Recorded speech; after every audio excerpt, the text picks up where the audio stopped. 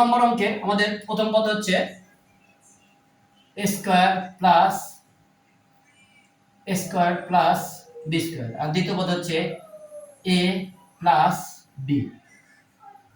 আমরা এবার এটাতে রেখে গুণ করব। দ্বিতীয় রাশির প্রথম পদ হচ্ছে a, আর দ্বিতীয় রাশির প্রথম পদ a দ্বারা আমরা প্রথম রাশিকে পুরোটাকে গুণ করব। তাহলে a দিয়ে যদি a কি গুণ করি, দুইটা a তে দুইটা a থেকে একটা a নিলাম। দেখো এখানে a এর পাওয়ার আছে 2 আর a এর পাওয়ার আছে কত 1। 2 আর 1 কত হবে, আমাদের পাওয়ার সব সময় গুণের সময় যোগ হয়, 2 আর 1 3।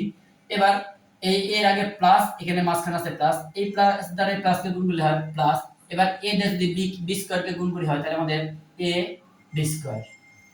এবার আমরা দ্বিতীয় রাশির দ্বিতীয় পদ দ্বারা প্রথম রাশিকে গুণ করব। তাহলে দ্বিতীয় পদের আগে আছে প্লাস, এখান থেকে প্লাস, a এর আগে আছে প্লাস, প্লাস দ্বারা প্লাসকে গুণ করলে হয় প্লাস। এবার b দিয়ে যদি a কে গুণ করি, তাহলে হচ্ছে আমাদের b দিয়ে a কে গুণ করলে হচ্ছে a স্কয়ার b। এবার b দিয়ে যদি b কে গুণ করি, তাহলে এই প্লাস দিয়ে প্লাস কে গুণ করলে হয় প্লাস, b দিয়ে b কে গুণ করলে হয় আমাদের b টু দি পাওয়ার 3। তাহলে আমাদের হচ্ছে b টু দি পাওয়ার 3। এবার আমরা দেখো, এবার কাটাকাটি করা যায়, যদি কাটাকাটি করা যায় তাহলে কাটাকাটি করব আমরা। এখানে কোনো কাটাকাটি করা যায় না, তাই আমরা এখন এটা উঠাই দেব। তাহলে এখানে কি আছে a টু দি পাওয়ার 3, এখানে আছে প্লাস a b স্কয়ার, এখানে আছে কি প্লাস a স্কয়ার b, আর এখানে আছে শুধু প্লাস b স্কয়ার।